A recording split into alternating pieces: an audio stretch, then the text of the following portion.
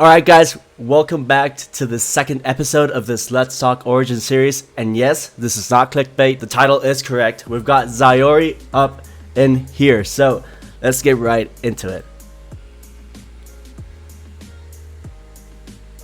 Hello. Hi, how's it going? It's going well, dude. How are you? It's all very good here. I think this is the earliest I've been up in the morning in a while, and I honestly couldn't go to sleep early last night. I was thinking about what to do, how to get this down perfect, and I swear I was up until like 4:30 a.m. I don't know. I've got my work cut out for me then. I'm actually an early bird. Somehow in my old age, I become one that likes to rise early and get work done in the quiet of the morning before others have woken up and start distracting me. You know me, man. I like to talk. So as soon as there's other people in the room and we've got any opportunity to talk about basically any topic, I'm right there all day long. And then before you know it, it's 5 o'clock and you haven't gotten any deep work done. So no, it's a pleasure to be here, dude. I'm ready to try out my Origin skills against you. I really like the primary comp that I'm running. I'm pretty proud of it because I didn't copy it from anyone, right? This is a Zyori special.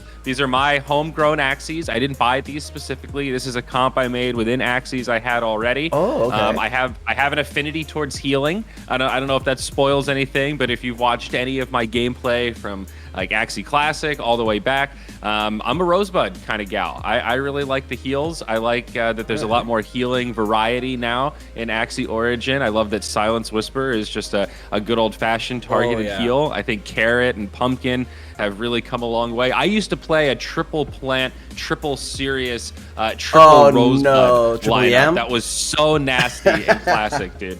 And I don't think it's as good in Origin, but I've got like a twist on it now where it does a little more damage. And best yet, I've been able to work one of my big yaks into this lineup. So that makes me very happy. I've got a very aesthetic lineup here that I'm ready to dominate with, my man. I think big yaks have been done so nicely on Origin. They looked great in V2 and Axie Classic, but the way they look right now on Origin, it's just insane. Like the ones I've got around here. Well, my forever Axie Chloe is around here. There she is. There we go. Cleo. Oh my god, I like the white yaks. That's you'll see. I'm running a white yak also. I'm actually partial to the white big yak birds because they're all white with the little pink braid. I've been working on a line of white big yak birds with Sakura. Pretty rare. Trying to get the pinks going. No, I don't give a shit about purity, dude. It's all aesthetics. All aesthetics, baby. I want the Mavis. I want the little owl. I want the Sakura ear, and the pumpkin back honestly matches pretty well also. So I've been getting crazy with my breeds. But, so you've been a breeder for a while then. Then you try a little to get your bit. own... I mean, I had a small scholarship, so I was breeding partially for my own collection, and then partially to try to scale the scholarship a little bit. I've been breeding big yaks a little bit. I've been trying to breed weird niche things. I for this breeding event, I'm working on a line of spiky mechs with vanilla ice cream. So the rare ice cream roll. Spiky mechs. That's very, very niche, very hyper specific. But I'm that. I want to be able to say I've got the only vanilla spiky mech in the world. But wait, you're actually breeding for this event, right? So have you hatched anything yet? No, it's still too early to hatch. I think. I think even if you started right at like midnight when it began, it's been like 3 days. It's still too early to hatch. So yeah, we're coming up. I think tomorrow is the magical day where we'll see a giant wave of Axies being hatched. But the reveal, exciting, dude. Looking forward to it. Yeah, it'll be a good time for anybody that missed the first wave. There will be a lot of missed ones, right, where you don't get the dice roll. So now all these parts are on the market, and there will be probably an increase in supply. So probably an opportunity to scoop up some, Axie pieces to try to breed yourself if you're so inclined. Yeah. Which is always good, right? That's always the tricky thing with these events. You want to give opportunities for the early adopters rather to have opportunities to thrive, but you also want there to be opportunities for new people to come in that start the breeding event like halfway through and still be able to do something cool. So this is a byproduct of that. Like all the ones that don't hit, that just have stray parts, they become material for the next wave. So yeah, exactly. Exciting, dude. Exactly. I love breeding events. This is really fun. I think I'm actually gonna start. I think I'm gonna like go for my first breed on this event, and that's a good thing that there's I think it's 50 days, right? Because you actually give time for people to study breeding and like get some tips from everyone and try to get their first breed line going on. That's kind of like what I want to do, and I think, I don't know, I just love this. I love the new parts. I love everything that's going on in the marketplace. It's changing up a lot, and there have been a lot of breeding before, but this breeding event is just making it. I don't know. It's gonna blow. It's gonna blow. I hope so. What do you say we get into some challenges, dude? Yeah. Let's do some battles. Yeah. So I had a bit of a question for you. Do you think there's actually something that needs an obvious nerf or buff in Origin right now? I've been a little bit out of the loop the last, let's say, 10 days or so. I've been focused on like AxieCon and event planning and some ad sales stuff and things completely outside of gameplay. So I was playing at the beginning of this reset, and I pushed a fair amount, and then I got distracted with work. God. So I actually still don't have a great rune and charm set. I've got pretty basic stuff, and I'm still lacking some charms. Same here. I actually probably have some shards that I could roll. It seemed like from what I gathered, the all-out poison comps are quite strong, and healing is actually quite strong. Yeah, lately healing has actually been a bit better. I decided to go for an AOE comp, and it's been working out. But I think since since healing has been a bit better these days, I think my AOE comp might not be as good anymore. So I actually have a different comp that I'm going to try to use for the next game. Let's see what I can do here. Yeah, and I feel like, so you've got the Scarab here. Doubt is the counter to healing, right? Yeah, 50% reduction on healing. Yeah, on this guy, and you can target. I love this because I can just go ham on the back lane over and over and over again with the Guitarro, with the Scarab, and Earwing. It's a lot of damage. Oh, I love this yak is beautiful. Holy crap, dude! She's a good-looking yak. She's a fit bird. This one. So as you can see, I didn't get the dice roll. I didn't get the Sakura, but yeah, it's sort of a weird one. If you look at this Axie, the Garish Worm doesn't actually do all that much. It's just a high damage card that you get a little bit of poison sometimes. It wasn't like the ideal dice roll. The really key thing to this backliner is it's double Little Owl. So I can delay with all of this healing, but then I'm actually delaying for a reason where I'm ramping up with more damage. I'm not just mindlessly... sometimes I feel like I'm playing against delay comps. It's like, what are you delaying for? Yeah, exactly. What's the end game here? Some of the shielding comps are kind of like that. They usually just shield up a lot on each Axie, like Pumpkin. They use, I don't know, Reflect kind of cards. But in the end, like turn 18 starts ticking away, and you have no healing. That obviously it turns ugly if you don't have any healing. Ouch! This AoE is nasty. I actually love this, and this mid lane actually cooked is perfect for what I actually wanted. Because Watering Can, if I use it, it gives me one card for each attack. So that just works perfectly with Earwing. Obviously the Egg Bomb as well to try to get the aggro from the front laner. I think it's a pretty solid comp. Or not. What the hell? Alright, I might still be okay. So there's a lot of synergy within the stuff that I'm doing here, where I've got shield cards on both my Axies in the mid and the front as well. So I can use the taunt on the bird in the back line to help break up the damage. I think that's the key thing with Sakura, is you have to have enough survivability that you're not just going to lose your front liner in like the first 5 turns or something.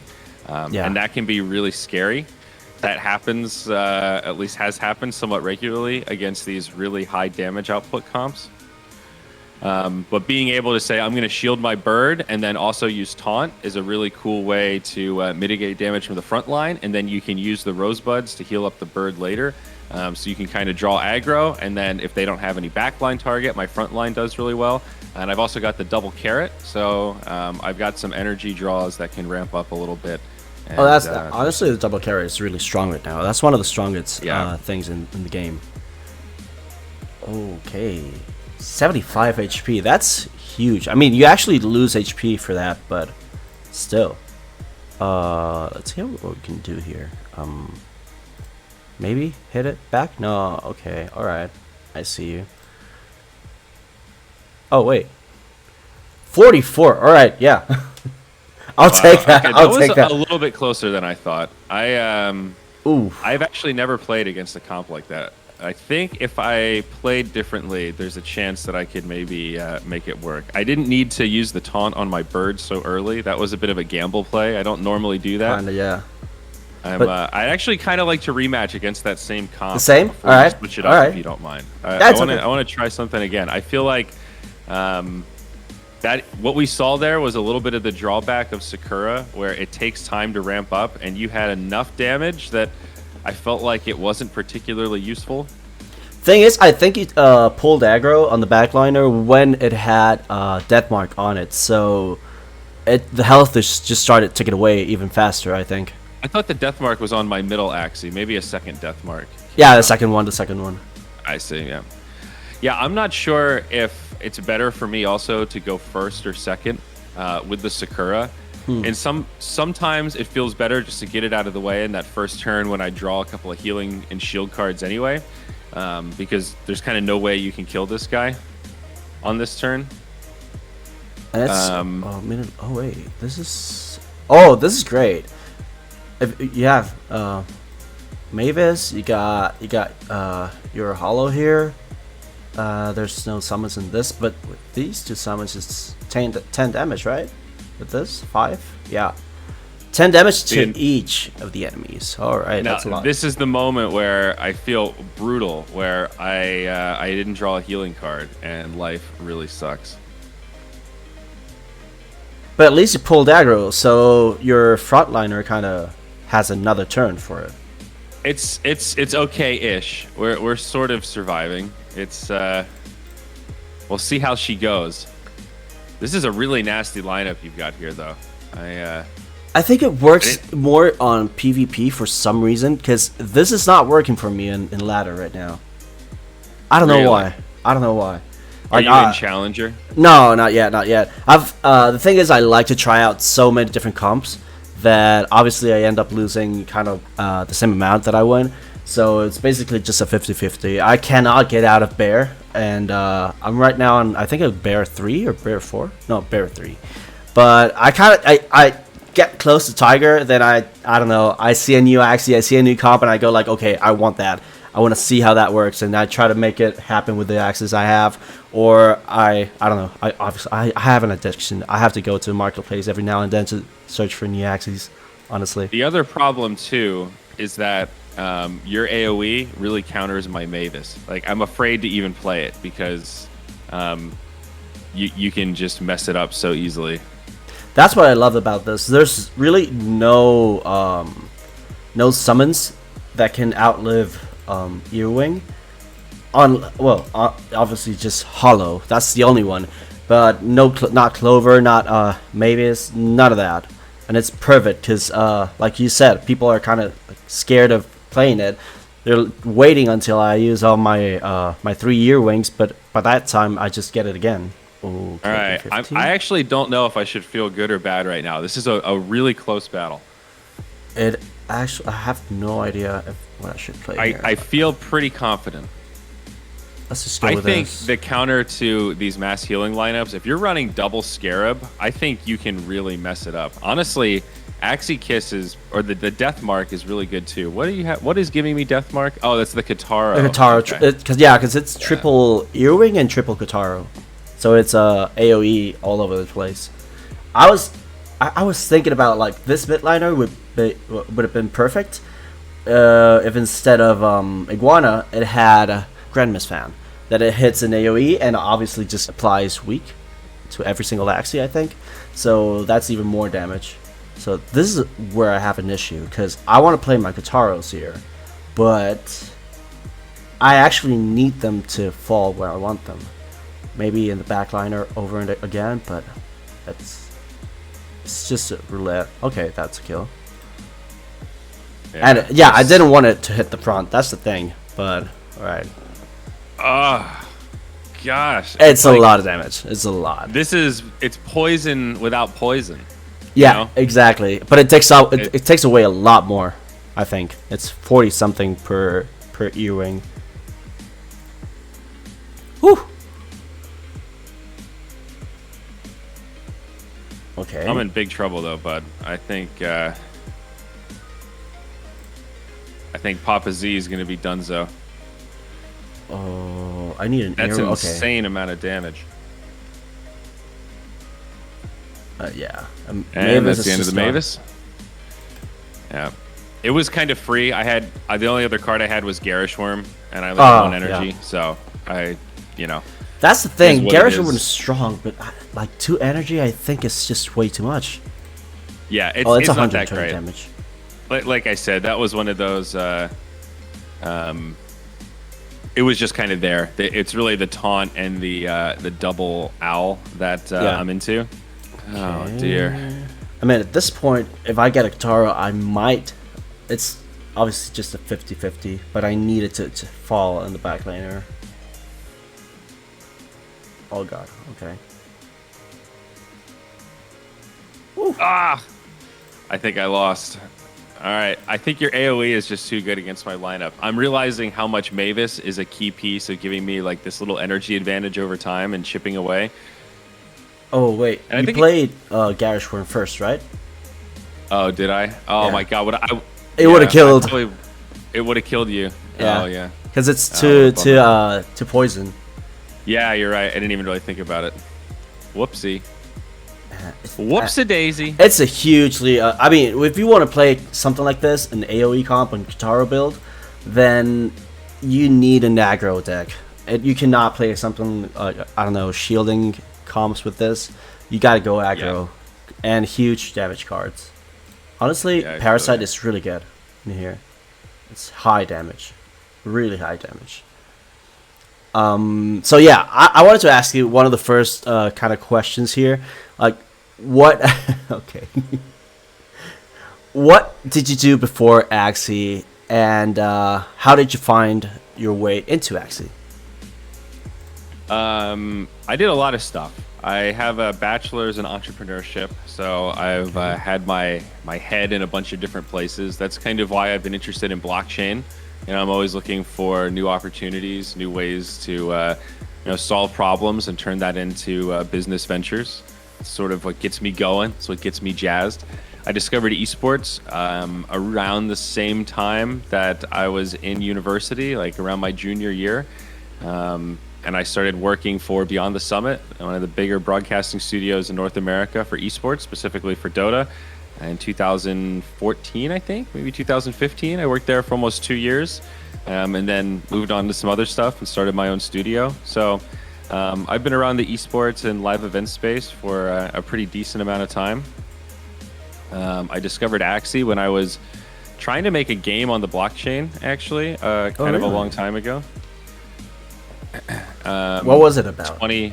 Late 2018, I think. It was called Crypto Geodes. I've told this story a couple times, but it was kind of Axie-esque, but the IP was really bad. Instead of being little creatures, it was like the collectible rock-inspired type thing. So it was just these rocks. But it was a deflationary economy. It's like this base camp and this mining rig and 4 different types of rocks like coal and diamonds and fluorite and quartz. And you use the different things, the different rocks to power the miner. So it's got like a diamond drill bit, and the coal fuels the gas tank, and the quartz is like a little scope that helps you find rarer shit, and the fluorite is like a purifier that helps you find purer shit. And all the rocks have a purity percentage, and they have a chance to be infused with like a silver or a gold or something like that. It was a whole thing. We wrote out, I mean, back then it didn't call it I just called it a business plan instead of a white paper, but it was the same thing. It was an interesting little experiment, and we had a programmer, and we started mapping some stuff out, and I was doing market research and found Axie Infinity, and we were like, okay, we got beat. These guys are way smarter, way better, so we're going to kind of move on. But we had a little alpha, and before that we had this little prisoner's dilemma simulator thing that we did where we had maybe like 20 people play in like a closed alpha test just to Okay. see if our code worked on the test net. And Psych Out played in one of those tests, and that was how I first met him. And we talked a little bit, and we talked about Axie Infinity. He actually gave me a couple of free Axies just to check it out. And you're like, here you go, man. If you think it's cool, awesome. Just hop in. Yeah. So I didn't use them, but it was on my radar at least. And I subscribed to Lunacia, I kind of followed the updates. And I was never really a big investor. I didn't have that much money to invest anyway. But I watched crypto for a lot of years. And none of the stuff that we built, unfortunately, ever got put on the mainnet. I think it actually could have been like pretty wild to see what some of that stuff could be worth now if we had actually minted those rocks. But we didn't. It was all just testnet stuff. But Yeah. it was really a lot of fun. I've always been interested in like the technology side of it. I think investing's cool, but the Building actual games is better. building games is better, and just the actual technological aspect of what's happening here and like the rails and what DeFi can enable. I've gone back and forth on blockchain a number of times. Like I've lost faith and sold everything, and then I've bought back in, and then I've lost faith again. I've had a very wishy-washy. I knew about Bitcoin when it was rolling over to $100. That was like the first time it came onto my radar. It was when it hit $100. So That was what year? Maybe 20... like 2012, maybe 2013, something in that. I don't know. My date to mapping memory isn't great, but yeah, dude. I've known about this shit for a long time, but I was just a little too poor and a little too scared and a little too nervous to actually invest, and yeah, I didn't, but I did try to hold true to learning at least, and I got in at a good time, so I don't really regret it too much.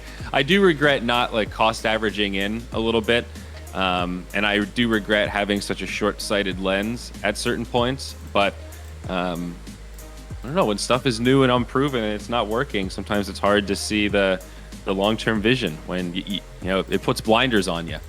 So anyway, that's my rambly way of saying that I've been around esports and kind of observing blockchain from afar for the last 10 years.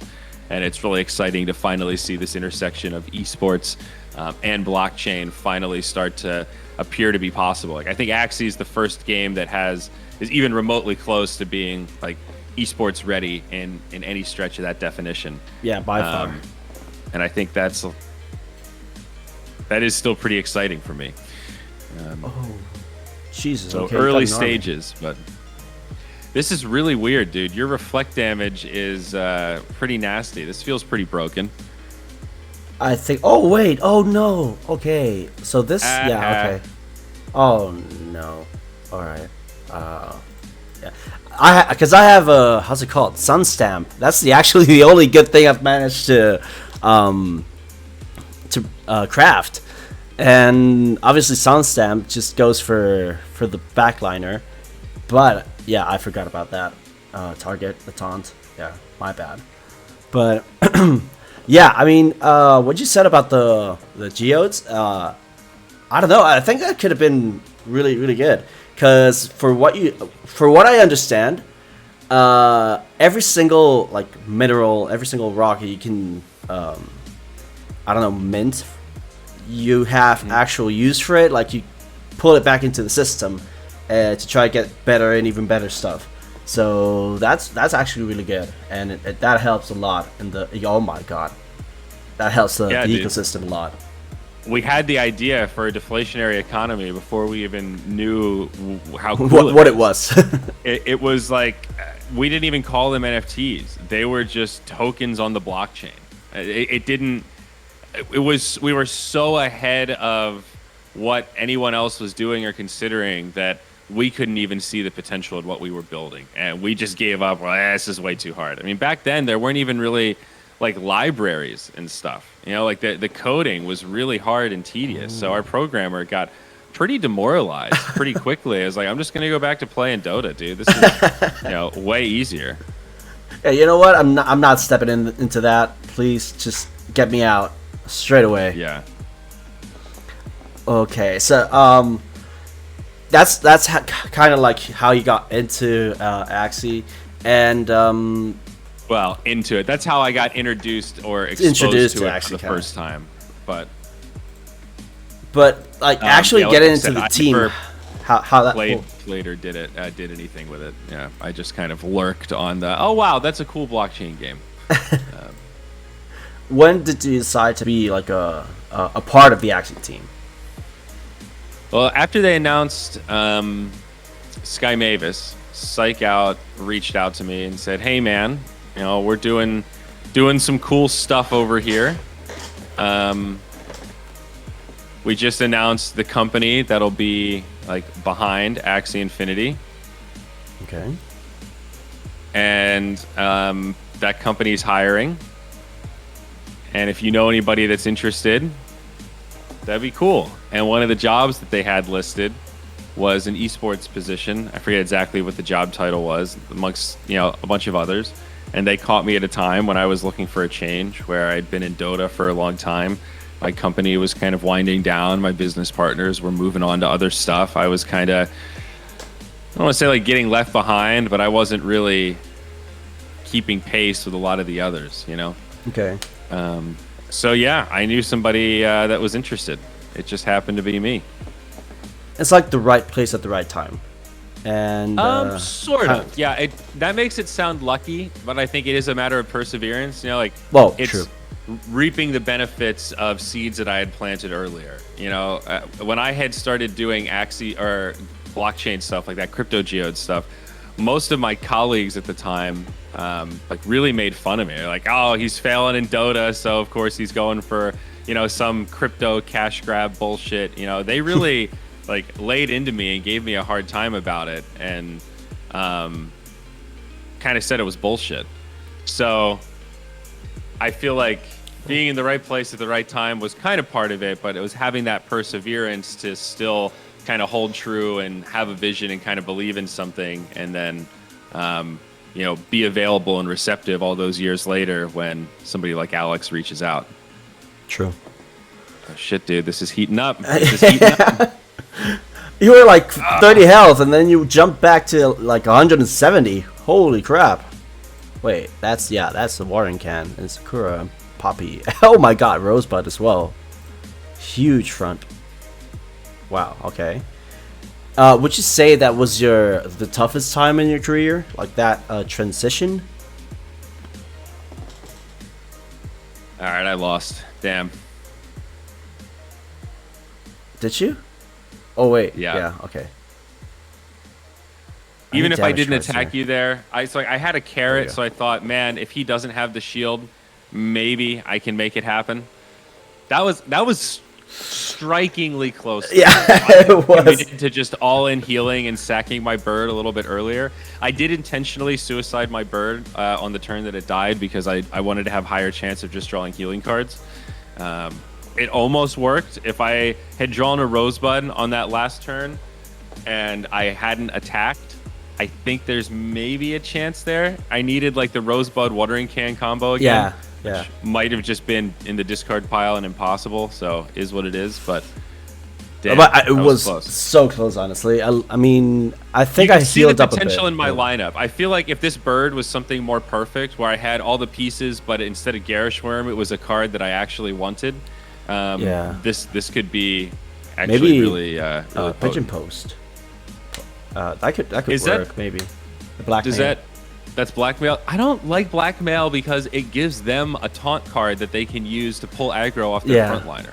I actually don't like blackmail. I have a bunch of Axies specifically with this exact same build that have blackmail instead of Garish Worm, and I played with it and I don't like it. I like it when other people have blackmail that they play against me. It's a weird card. I feel like it's weirdly gimped by that dynamic of giving them an extra utility, where I win games sometimes because they don't have a taunt in the back line. Yeah. Okay, I don't want to see give that shit over. True. I've seen know what I'm some of saying? them with the Eggshell and Indian Star as well, to try to obviously like shield up, pull aggro, and not lose that much health. That could be one of the possibilities for that. But I think it should be an aggro kind of card. Maybe Kingfisher. I don't know. That could work maybe as well. Yeah. I want to play again against that. That was so close, honestly. Yeah. Let's do it. Hang on 1 second. Actually, let All me. right. I have a really interesting adaptation. I'm looking at it and I'm thinking about it, and I think if I had done it in that last one, it might have been enough for the W. Okay. So I'm gonna swap it in here. Okay. All right. Put Axie into team. Give me just a sec though, because I gotta play around with the runes. Oh, true. I think that still... should be. You know that like the runes they get. You put them in an Axie, and then if you put another Axie, I don't know. Like you kind of want to swap out your comp. You need to remove all the runes. I don't know. I think it should be available, but it should say like this rune is on this Axie. Are you sure you want to take it off? But it should be done from the same kind of interface kind of deal instead of just going out and then coming back.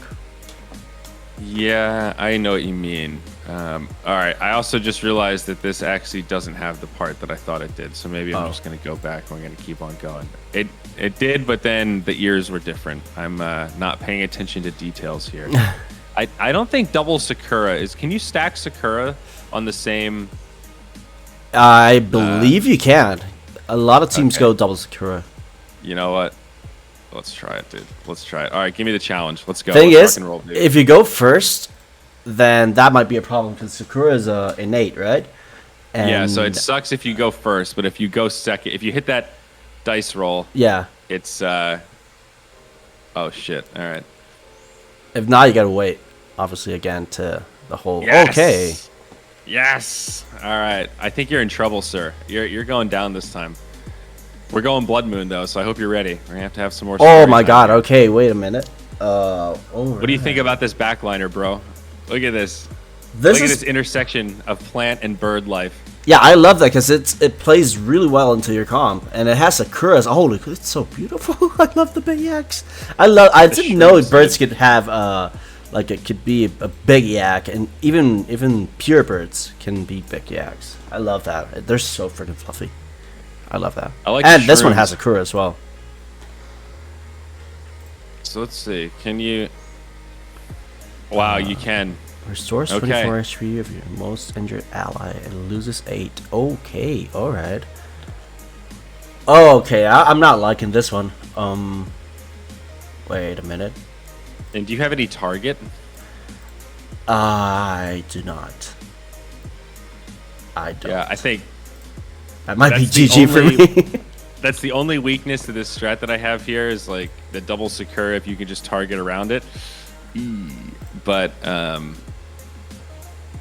so if I throw Poppy on here too, oh my god! All right, this is. No, goofy. that's kind of disgusting. Holy crap! Wait. So and yeah, when shield going, you restore 20 HP whenever you draw this card as well. So this is actually a Blood Moon guarantee. Like, if I were casting this at AxieCon, I'd be sitting here just like, oh my gosh! So this guy's just gonna shield, and this guy's just gonna heal, and we're gonna go to round 20 Blood Moon. I'd be preparing the podcast notes right now. Oh, 100%. Yeah, this is going to at least round 23. Oh. I don't think you have a win condition, sir. I don't think so either. Cause yeah, I'm not liking my chances here. I need to switch up my gameplay somehow and just go full aggro maybe, but I don't think I can go full aggro with this comp. It's like, yeah, I really just, I have no incentive to attack. I can't do any damage. I don't have enough attack cards to be able to do damage through it. Except for my bird, but my bird will die if I do that. Exactly. Yeah, your highest damage Axie here is your bird. And even still, it's okay, it's 3 cards. 3 damage cards. Little Owl, Hair, and Axie. Axie just hits for like a truck. Holy crap. It does. It really does. Right. So, if it weren't Axie, what do you think you would be doing right now? If it weren't Axie, what would I be doing right now? That's a good question. Yeah, Stuart said it was kind of like a loaded question as well. when I left Dota, I was not necessarily looking for a blockchain gig. You know, I've always in the back of my mind, like, yeah, I actually believe in its future, but I think it's going to take a long time before mass adoption comes. So I would not label myself like a crypto hater or anything, but I was not desperately looking to do Web3 stuff. So if the Axie opportunity hadn't come along, I think I would most likely be doing something in the esports stack.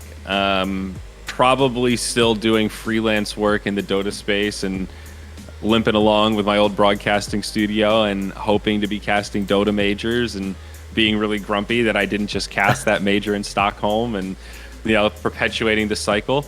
I feel like I'm so grateful to Axie because even if some cataclysmic event happened, you know, like let's just say crypto goes to zero, somebody finally hacks Bitcoin and it's all over, right? Yeah.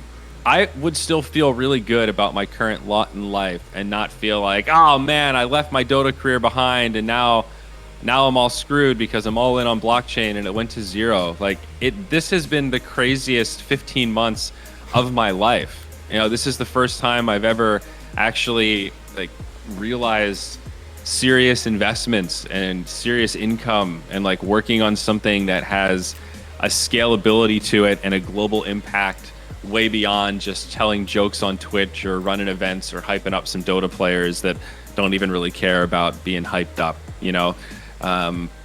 This has just completely changed my perspective on learning and how to meet people and the potential of blockchain and where the smartest people in the world are. There's so many aspects to the change that Axie has brought to my life, both professional and personal. You know, like I've relocated to live around Axie people and have that community in my daily life.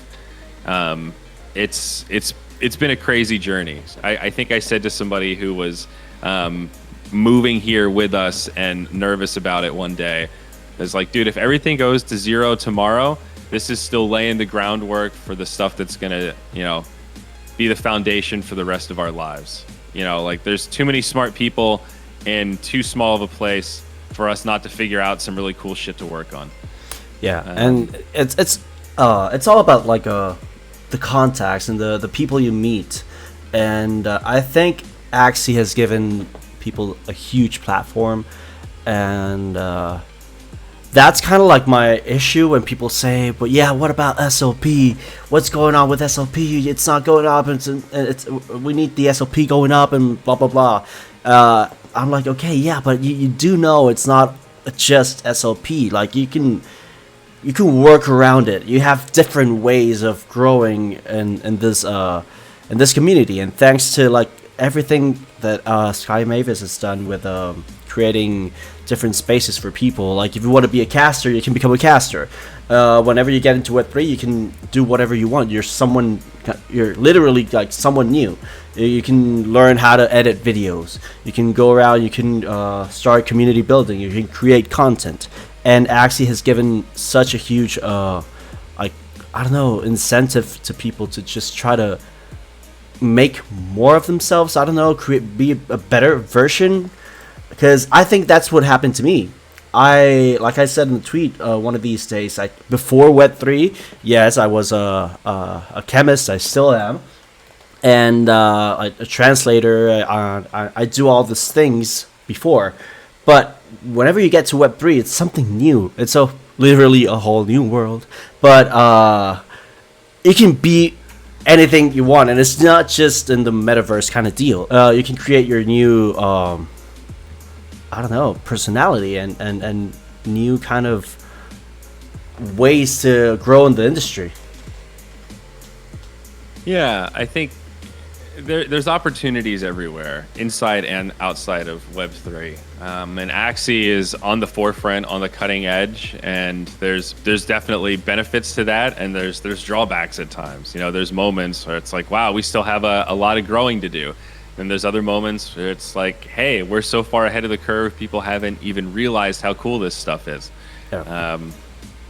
I'm in trouble here, sir.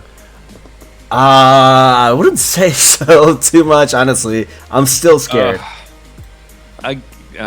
Okay, yeah, it's over, friend. Wait, this hits for what, 70? God, Oh yeah, you lose 75.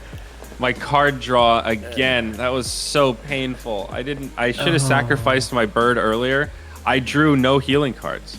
And then I started to fall behind. Like, I actually, to win that, I needed to sacrifice my bird way earlier and just be satisfied that I'm getting my heals off. Yeah, because you you need got to some like roll nasty your comps, deck. dude. I need to grind some more Origin and check out some more comps. Like I said, this was like the one team that I forged together with my Axies, and I kept grinding with it until I had to work on other things. But I need to pick up a nice, nasty meta comp like the stuff that you have, man. Those things are nasty. This one I changed it up yesterday, and I had a different Axie here. I think it was another kind of reflect. I think it was heal. Yeah, this one. So I just switched it up because I got Gila here. Gila? Yeah, we go. Gila? I don't know. But I switched it up to this guy. It's even better. You got your reflect, you got your bleed and your ears, you got your Seracities as well. It's huge. It's a very good mid laner for this, and hopefully I mean it's been working out. I just want to get out of bear ranked. I need to get to Tiger as well and just climb up. I think it's 10 days left, right? Wait, where is it? Yeah, 10 days and 10 hours. Yeah, so that's gonna be interesting. I always have to look at the ranks because I can't remember them off the top of my head. So you're in bear right now. And you want to get to Tiger? Is that what it is? Okay. Yeah, exactly. All right, so it's... Oh, wait, no. Wolf, bear, tiger, and then dragon. Exactly. Tiger, then dragon. And then challengers after that, yeah. That's my goal. I got to grind even harder. I think I've been playing maybe about 20 to 30 games a day. I think it has to be more than that. Obviously, I got like the 60 energy, and I need to make the most out of it. That's good to know, though, that it's not just super easy to hit challenger. That there's actually a grind and like little walls that you hit in between. Where I'm at dragon, I'm getting close, and you can't quite make the push. Like that's kind of good. You know, that shows that the system has some calibration to it, and there's different kind of skill levels. Yeah, exactly. It's skill based. Most games have that have like a matchmaking system like this with MMR, different ranks. That they kind of have that feeling where you figure out the thing that's holding you back. You know, you learn how to farm, you learn how to jungle, and you're like, oh my god, I'm cruising, and you climb like 3 ranks, and then you hit that next wall. You're like, okay, everybody here's figured out the same shit I have. What comes next? And then you have to crack the code again, and you keep working your way up until you hit your true peak, wherever that may be. Yeah, I actually sent a tweet. Yesterday, like saying, can we all just agree that bear is the hardest rank to climb out of? And yeah, a lot of people are stuck there, and I think like the common thing throughout every single one of them, and me as well, is that we haven't gotten lucky with any of the crafts. Like I think like I have some decent runes, but they're not really like the best. And the what's this? Gain 15 shield whenever you play a curse card. Okay, but like my runes, they're common, and this is I think it's epic. I don't know, and I think if you get a really good rune that fits your comp, then that's the way you get out of bear rank and into tiger. I think, but it's all skill level. So honestly, if you have a great rune and you still play bad, you're not gonna get out of bear rank. It's true. And it's part of the road bumps of being in an alpha, where right now we're testing the game in an incomplete state, where you can't do SLP for runes and charms. The NFT version of runes and charms aren't out yet, so we're testing it with a limited part of the mechanisms that will allow us to craft them and trade them and sell them and do stuff. So you can't assemble your perfect set right now, and that adds some pain points, but it's also okay because it's incomplete. So I think with the full system in place, it'll work much better and make a lot more sense. So every day we're getting a little bit closer. But and I love that. It's like you said, everything. Having good runes does help, though. If you roll like a mystic rune or something early on, it's part of the game. That feels good. That's honestly, it's part of the game. You build a team around that, and that's just that's perfect. We're hitting almost the hour mark here. I don't know, time flew by really fast, And I had like a quick last kind of question. I've seen you're very into NFT clothing, and I wanted to ask you: do you have any plans into this well, kind of new? I don't know. It's new for me. The NFT clothing. Do you have any plans for that? Are you working on something? It's definitely new, definitely very new, and I think most people still don't really get it.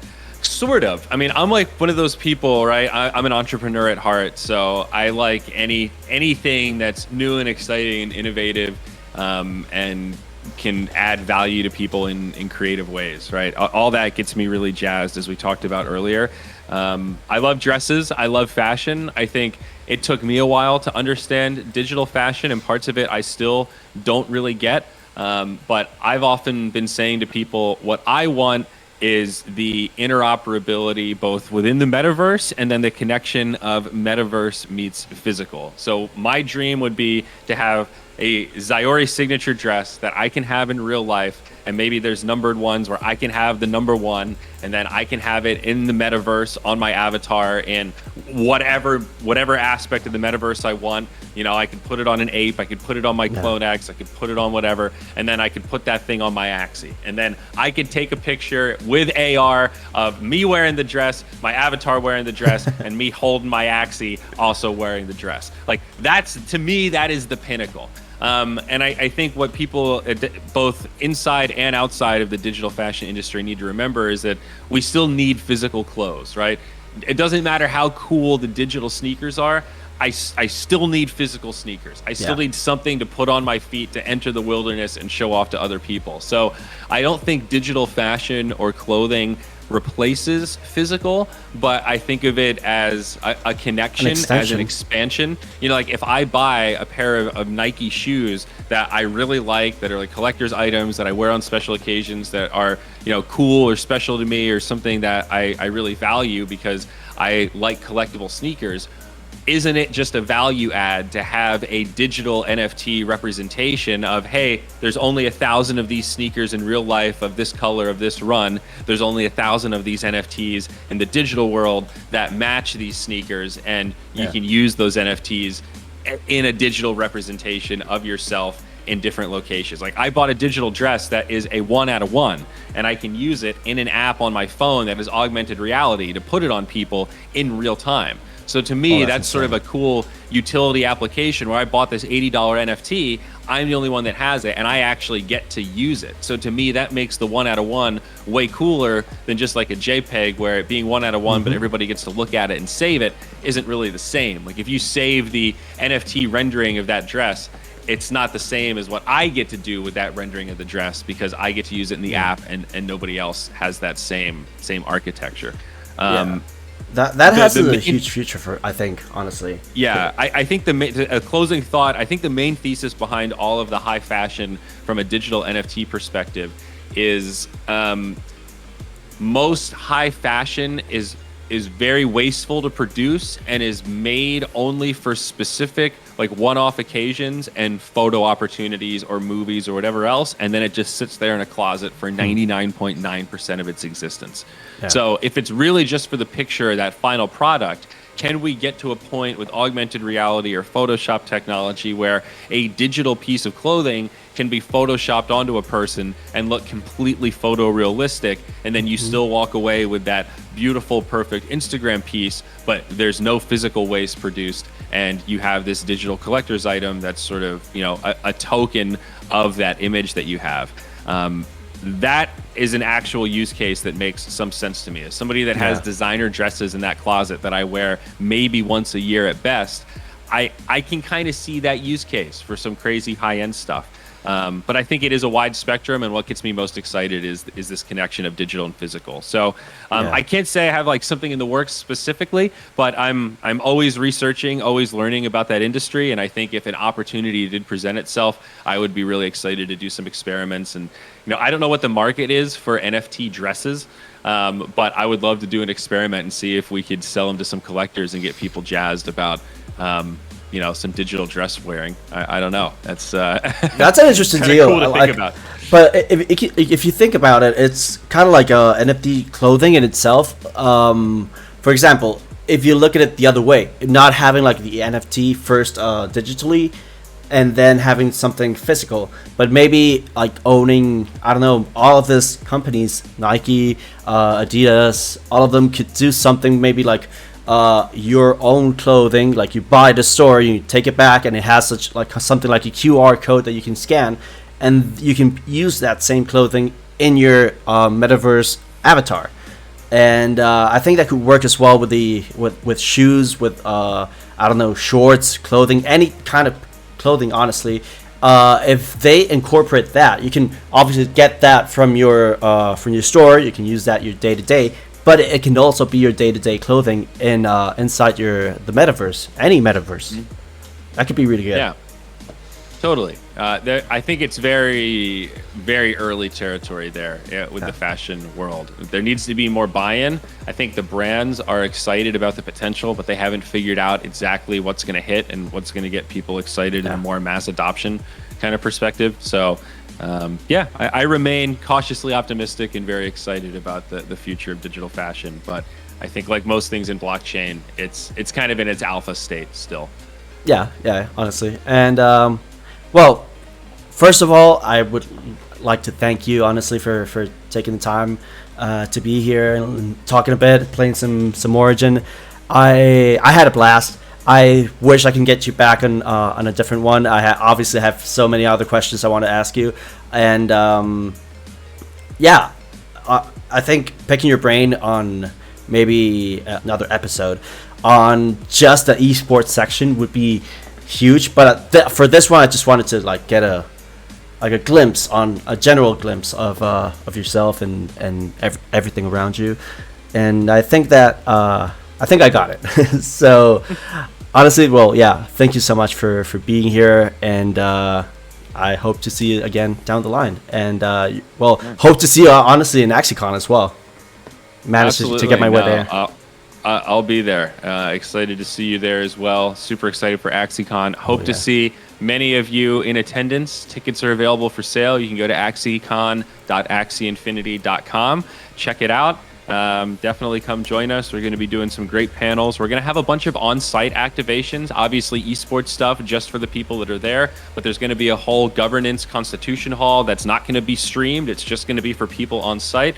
And there's going to be a whole developer side as well for those that want to come and talk shop, talk code, talk to other builders. We're going to have some people like Axie Tech there to help lead some seminars and some workshops with people that want to get their code on. So a lot of things. We're going to have a great balance. There's going to be a lot of stuff streamed on the main stage. It'll be amazing content for those at home that can't make it. But then there's also going to be some really cool activations for people there aside from just hanging out and team building and bonding, but also like actual workshops and like pretty powerful discussions that will hopefully help set the stage for the future of the Axie DAO.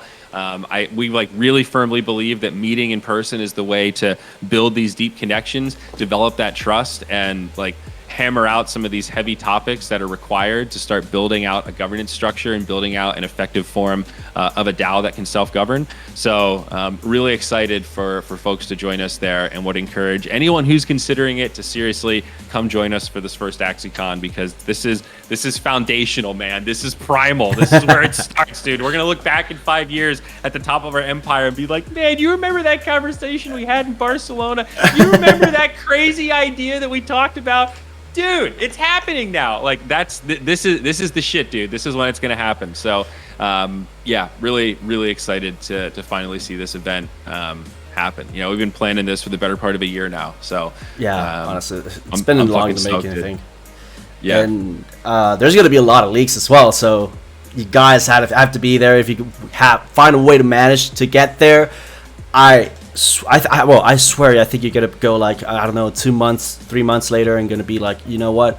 Thank God I bought the ticket and I was there for whatever announcement or whatever discussion, because there's a lot of people that are gonna be there, and I think I don't know, that's gonna be huge. It's gonna be huge. I want to be there. I want to get myself over there.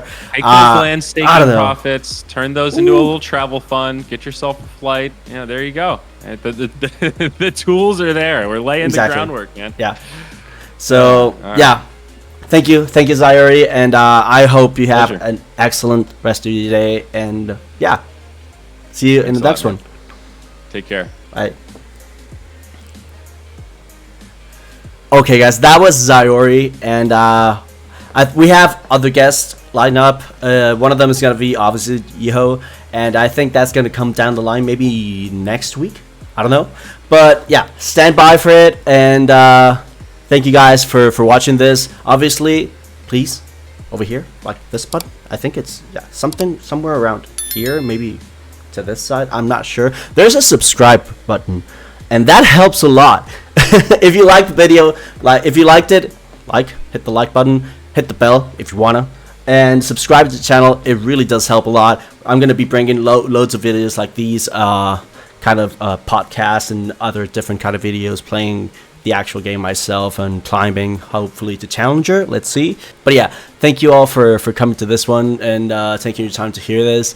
I hope to bring huge content down the line and continue the grind. And yeah, so I'll see you guys in the next one.